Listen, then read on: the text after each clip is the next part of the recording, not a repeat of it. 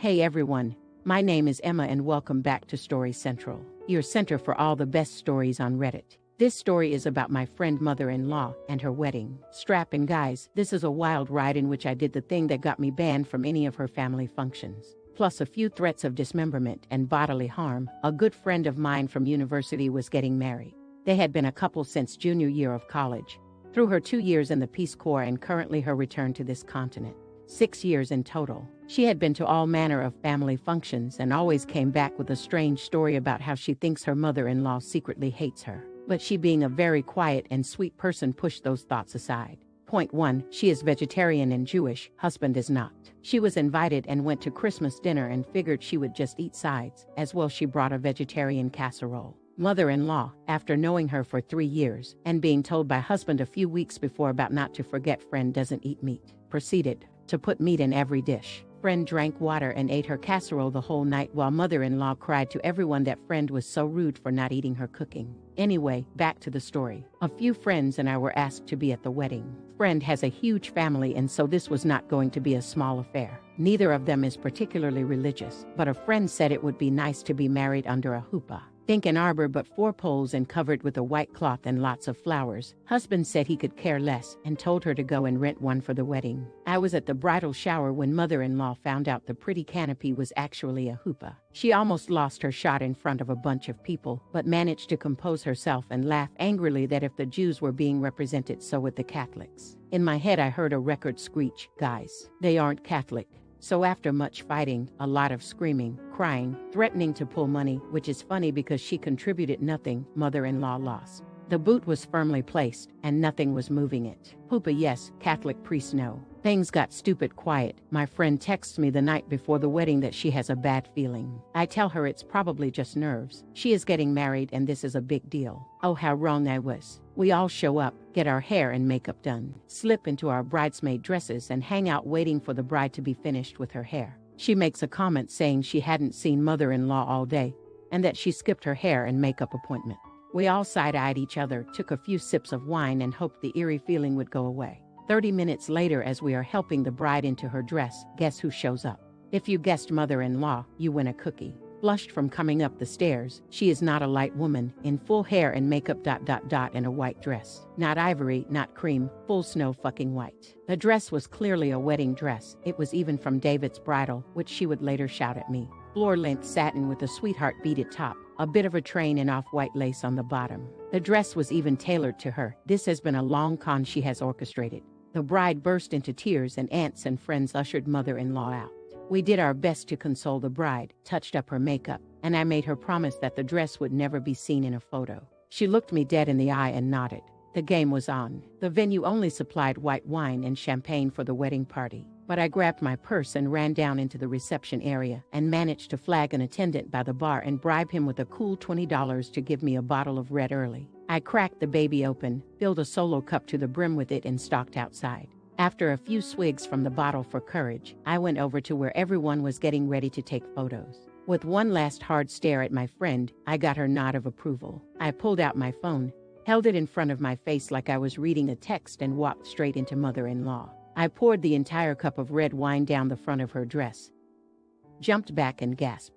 The look on her face was murderous. She screamed, yelled, threatened, and promised she would sue me. People had to hold her back because she wanted to fight me. Eventually, she switched from screaming to sobbing and sank to the ground and threw a tantrum on the floor. Everyone moved back and just let her go at it and walked away to go take photos. It was surreal, as if everyone just hit their limit and noped out from around her. Really quick, if you're enjoying the video, don't forget to drop a like. The 12-year-old flower girl whipped out her phone and snapped a few photos, much to our amusement. This is already super long. But I will say that mother-in-law went home and changed, only 20 minutes from venue, into a nice dark green, too small and low-cut dress. Because of this, she missed all of the photos. Wedding was beautiful. I got death glares from everyone. She told that I attacked her with wine. No fucks were given as I drank and danced with friends. Bride thanked me in secret and 3 months later took me to the spa for a day of pampering. But I am officially that ISIS cunt to mother-in-law, and I'll take it with pride. Not the idiot. My mother, CFBL, the creature from the Black Lagoon, showed up to my wedding in a white gown. Before she got through the door, our photographer stopped her and told her that she would not be in any pictures in that gown. Today belongs to the bride. They turned on a dime and left. Okay, so they got back at me by destroying my car while I was on my honeymoon. But hey, crazy is as crazy does. Not the idiot. I would have just zonked her out with some drug and put her in the corner for the whole wedding. It would be funny to see how angry she would get when she heard no one minded that she was out of it. Not the idiot. If I were the bride, I'd be damn happy to have you for a friend and make sure you could come to every damn event I could possibly take you to rub it in that cunt's face. How does the husband feel about his mother's child of a mother? NTAAS, someone whose own mother got arrested at my brother's wedding for attempting to beat the shot out of him and chasing him around the church. Made national news in WTF sections, and there is a lot more to the story. I am raising my mug in your name. You are awesome, and no dried up twat can change that. I was 12 or 13 at the time and wish I could have done the same to my own mother. Now for the next story. I think this qualifies. I worked at a small shop serving an electrical apprenticeship. Myself and the shop manager had had a few run-ins, and I assume he disliked me as much as I disliked him. I had refused to do a job and told him he didn't pay me enough. It was at the stockyards, and I was expected to put on a set of waders, crawl down into a raw fat reclamation tank, and replace a submersible pump. Wasn't going to happen. Another time he wanted me to lie to a customer to make an issue they were having sound like it wasn't our fault. I refused and told him if he wanted to lie about it, he was going to have to drive out to the job site and do it himself. He told me to keep my mouth shut and did come out. I think the only reason he didn't fire me was I was by far one of the most efficient and versatile employees. This fact had me questioning how much I was getting out of this apprenticeship and was passively looking around for another shop to apprentice at. My wage scale was structured, and I got regular raises, bringing me closer to journeyman's level over my time as an apprentice. So, I had to find someone that would sign up to complete my apprenticeship as well as want to hire me. One of our better journeymen had gone to another shop and had introduced me to the owners. We had talked about what it would take to get me to move. Things were progressing, but nothing committed to at that point. Where the malicious compliance. It's my evaluation and raise time. My manager calls me up to the conference room and explains that due to my performance and the shop being in a slow period, he was not going to give me the 25 cents an hour raise as my contract said, but was going to give me $1 more an hour once I became a journeyman. We argued, and I told him, if I can't trust you for a quarter, why would I believe the dollar? The argument ended in him telling me, if you don't like it, you can always quit. Oh, really? I picked up the conference room phone on the table in front of us and called the shop I had been talking with. I asked the owner if I brought my tools over today, would I have a job?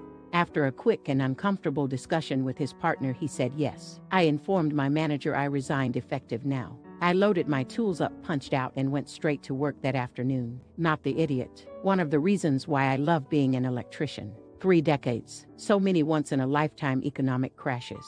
Never, not even once, have I been unemployed longer than it took to make a phone call. Not the idiot. Last time I needed a job, I waited till my first day unemployed before I started looking. It was a Thursday. I was getting dressed for work first thing in the morning, and the missus asked me where I was going. When I told her I was going to get a job, she looked pretty worried.